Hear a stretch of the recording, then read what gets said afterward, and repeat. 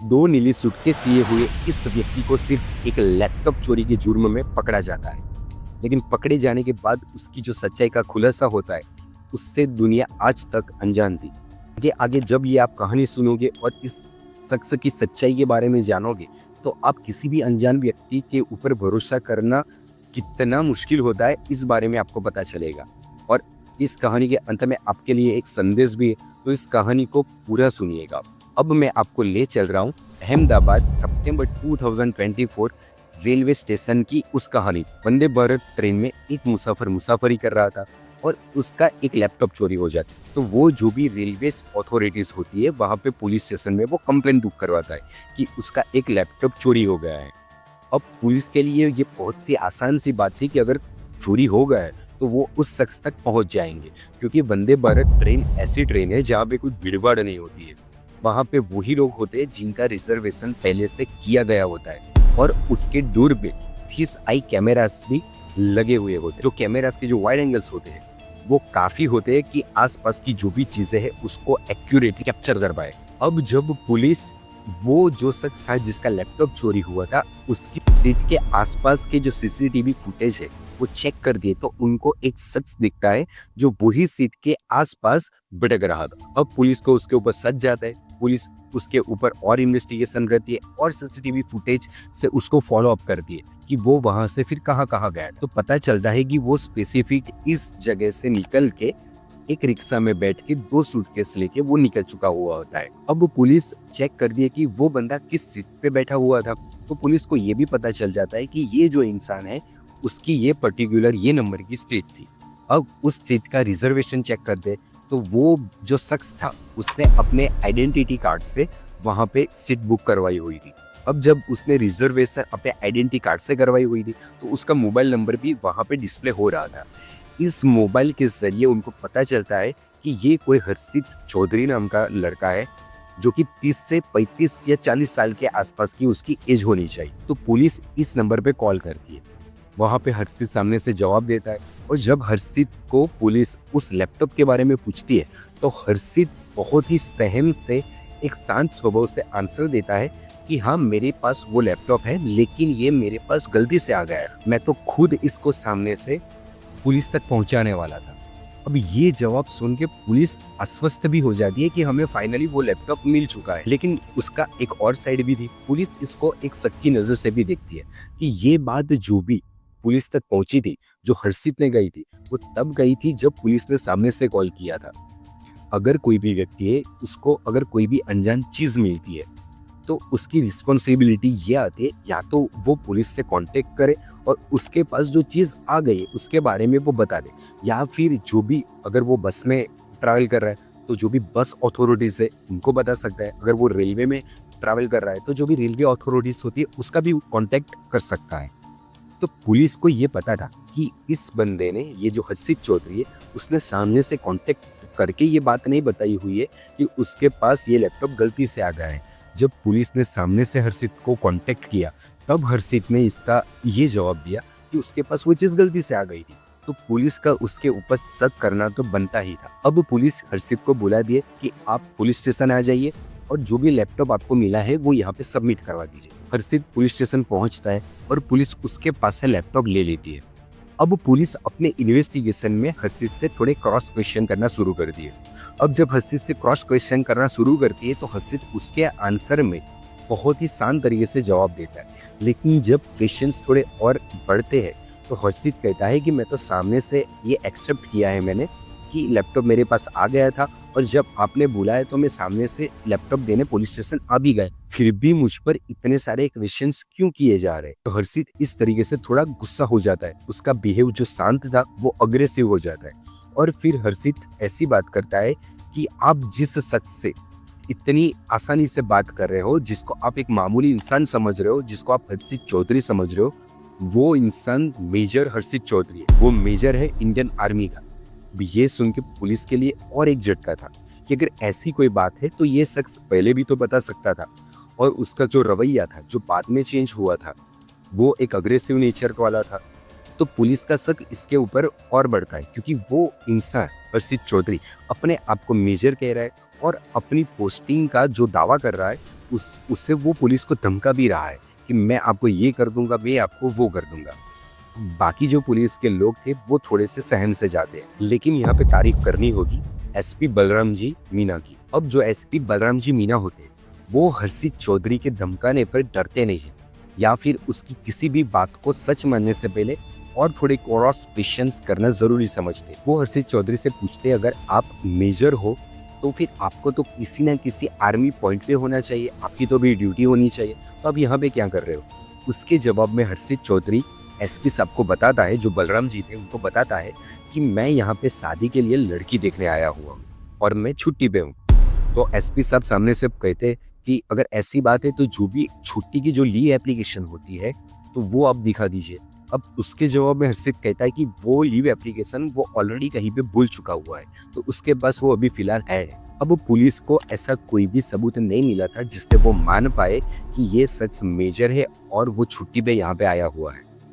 अब एसपी बलराम जी उससे वहाँ पे ही हर्षित चौधरी को वहाँ पे थाने में रोक के रखते हैं, और वो अपने जो भी बैक एंड सपोर्ट्स होते हैं, जो भी उनकी लिंक्स होती है, उनके ज़रिए वो वहाँ पे आर्मी से पता करवाते हैं कि ऐसा मेजर हर्षित चौधरी नाम का कोई भी व्यक्ति क्या एग्जिस्ट करता है, और अगर करता है तो वो अभी फ़िलहाल कहाँ पे। उसके आंसर में एसपी बलराम जी मीना को ये पता चलता है कि ऐसा कोई शख्स इंडियन आर्मी में एग्जिस्ट ही नहीं कर रहा है, और जो कि मेजर वाली पोजीशन पे हो। अब यहाँ से पुलिस कुछ भी देरी किए बिना उस सो कॉल्ड मेजर हर्षित चौधरी को पकड़ लेती है और अपना इंटरोगेशन स्टार्ट कर दी, और फिर उसकी ऐसी खातिरदारी करते हैं कि फिर जो मेजर हर्षित चौधरी होने का दावा कर रहा था वो व्यक्ति सारी सच्चाई बता देता है।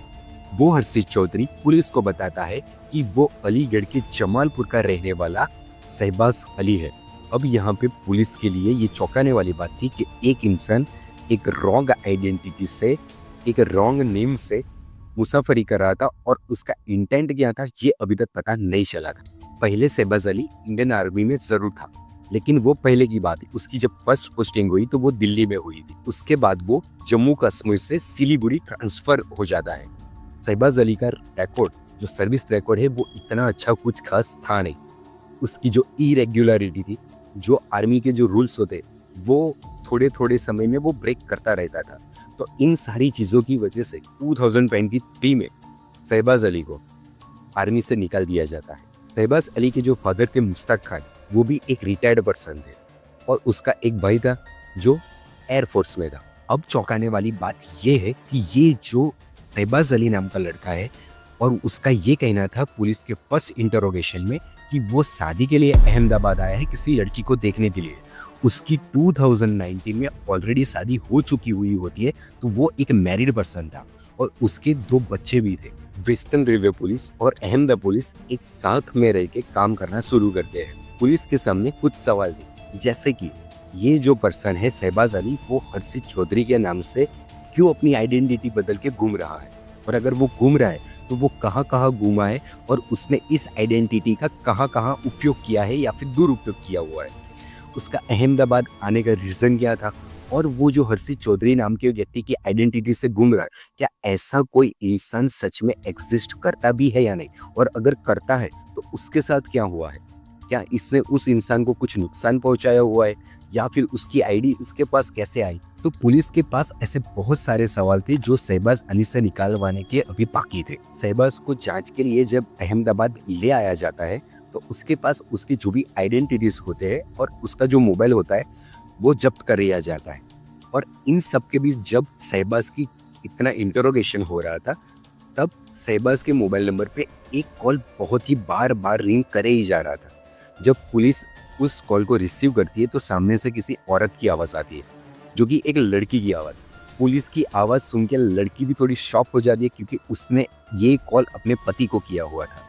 तो पुलिस उस लड़की को बताती है कि आप जिस अपने पति को कॉल कर रहे हो, जिस हर्षित चौधरी को आप कॉल कर रहे हो, सच में उसका नाम हर्षित चौधरी है ही नहीं, उसका सच्चा नेम शहबाज अली है। ये सुन के जो शहबाज अली की बीवी होती है उसके पैरों के नीचे से ज़मीन खिसक जाती है, क्योंकि उसको भी यही पता था कि ये हर्षित चौधरी नाम का ही लड़का है जिससे मेरे साथ शादी करी हुई। फिर शहबाज की बीवी पुलिस को सब बताती है कि वो एक मैट्रिमोनियम साइट पे मिले थे और वहाँ से फिर मिलने के बाद उनकी जान पहचान बढ़ी, वो मिले और फिर उनकी शादी हुई। लेकिन ये सारी चीज़ें जानने के बाद पिछले 1 साल में जो शहबाज़ अली की बीवी के साथ जो भी घटा था, वो उसको ऐसे रिमाइंड होना स्टार्ट हो जाता है। क्योंकि जो शहबाज़ अली है, वो किसी न किसी रीज़न से कुछ वक़्त के बाद अपने घर से गायब हो जाता था और फिर जब भी वो लौटता था, तो वो अपनी बीवी पे बहुत अत्याचार करता था, सेक्सुअली भी हैरान करता था और भी तरीके से वो अपनी बीवी को परेशान करता था। और उसको तब ये भी समझ में आ जाता है कि वो हिंदू भगवान और हिंदू लोगों से इतनी नफरत क्यों करता था, उनके लिए गाली क्यों बकता था। तो ये सारी चीज़ें, ये सारी छवि जो पिछले 1 साल में जो हुआ था, वो शहबाज़ अली की बीवी के सामने जैसे सब कुछ पोर्ट्रेट हो रहा था। शहबाज़ अली की बीवी पुलिस को बताती है कि उनकी शादी 24 अप्रैल में अलीगढ़ में हुई थी। अब अलीगढ़ के बन्ना देवी पुलिस स्टेशन में शहबाज़ अली की बीवी उसके खिलाफ कंप्लेंट बुक करवा देती है। अब पुलिस अपनी जो भी तहकीकात कर रही है, उसमें उनको एक और चीज़ दिखती है जो उनको संदिग्ध लगती है। अब फर्दर इन्वेस्टिगेशन में पुलिस को ये भी पता चलता है कि शहबाज़ अली की मेजर हर्षित चौधरी के नाम से शादी.com के ऊपर एक प्रोफाइल बनी हुई है और उसमें आर्मी के यूनिफॉर्म में उसके बहुत सारे फोटोज भी वहाँ पे पड़े हुए हैं। तो पुलिस को और शक जाता है, तो पुलिस ये समझ जाती है कि इस मैट्रिमोनियल साइट के जरिए इसने और भी कुछ कांड जरूर किए होंगे। जब पुलिस अपनी फर्दर इन्वेस्टिगेशन शादी.com के जरिए करती है, तो वो वहां से शादी.com के वहां से मेजर हर्षित चौधरी के नाम की जो भी डिटेल्स है, वो सारी डिटेल मंगवाती है। अब जब वो डिटेल्स आ जाती है, तो पुलिस को वहां से चौंकाने वाले बातें पता चलना शुरू होती है। पुलिस को इस डिटेल के जरिए ये भी पता चलता है कि शहबाज़ अली के लिए ये सिर्फ एक मैट्रिमोनियल साइट नहीं थी जहाँ पे वो किसी का संपर्क इसलिए कर रहा था क्योंकि वो कमिटेड होना चाहता था। ये उसके लिए एक हंटिंग ग्राउंड था जहाँ पे वो लड़कियों से कांटेक्ट करता था, उनको फंसाता था, उनके पास से वो पैसे पड़ाता था और भी बहुत कुछ गलत अपने जो इरादे थे वो वहाँ पे सेटिस्फाइड करता था। पुलिस को पता चलता है कि वो 128 गर्ल्स को अप्रोच कर चुका है। उसमें से 30 से 40 लड़कियां ऐसी थी जो उसके रेगुलर कांटेक्ट में थी और पिछले 30 लड़कियां ऐसी भी थी जो उसके झांसे में आ चुकी थी, कोई फंस चुकी थी, कोई फंसने वाली थी। कितनी लड़कियों के साथ उसने फिजिकल रिलेशनशिप भी बना लिए हुए थे। अब पुलिस को सारी चीजें समझ में आना शुरू हो जाती है। हर्षित बताता है कि जो हर्षित चौधरी नहीं था, जो मेजर हर्षित चौधरी नहीं था, वो शहबाज़ अली था।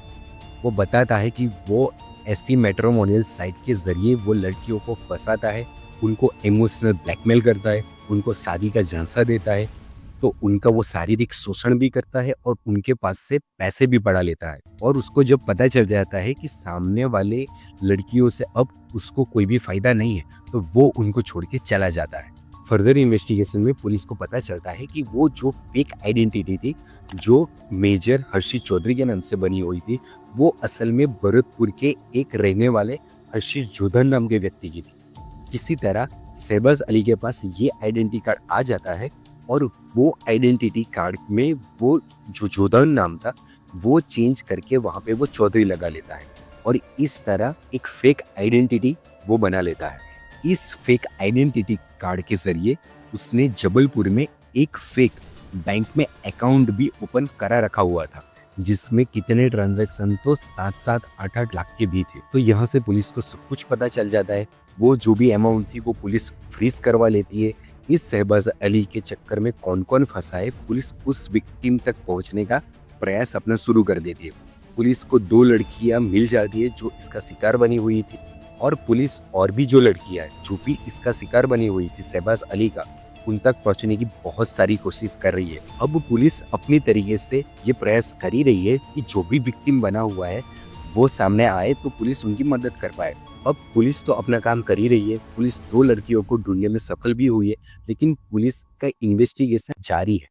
पुलिस चाहती है कि वो हर शख्स तक पहुंच पाए जो इस हर्षित चौधरी का शिकार बना हुआ है। हमारी भी एक रिस्पॉन्सिबिलिटी है कि हम भी ऐसे लोगों तक ऐसी अवेयरनेस वाली वीडियोस, ऐसी स्टोरीज पहुंचाए कि जिनके जरिए उनके साथ फ्यूचर में कुछ गलत होने वाला हो तो वो पहले से ही चौकन्ने हो जाए।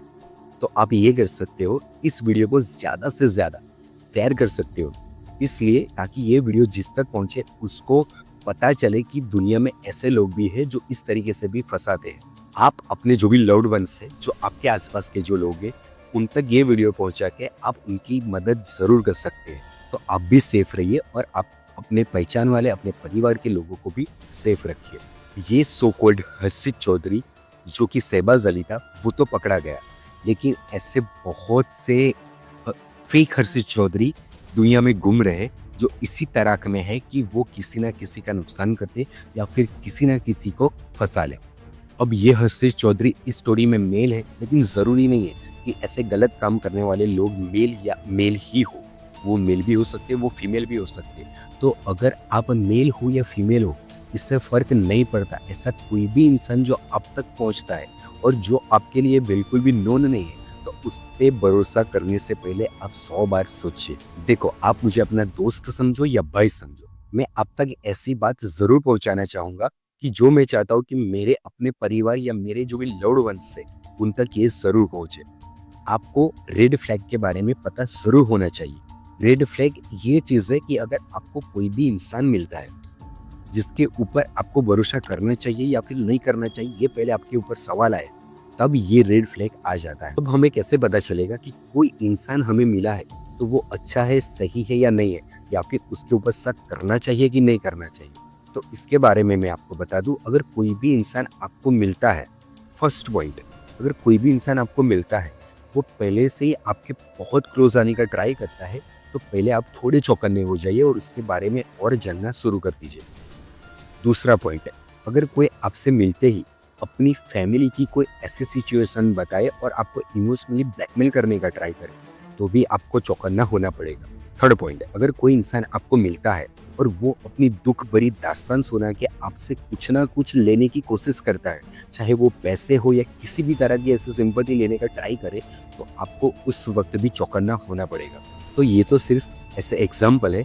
अगर आप तक ऐसे कोई भी लोग पहुंचे और ऐसी कोई भी चीज़ करे जिसके ऊपर आपको थोड़ा भी डाउट जाता हो, तो उसको शक की नज़र से ज़रूर देखिए। प्लीज़ मुझे सब्सक्राइब कर लीजिए ताकि मैं ऐसी जो भी वीडियोस लाऊं वो आप तक ज़रूर पहुंचे।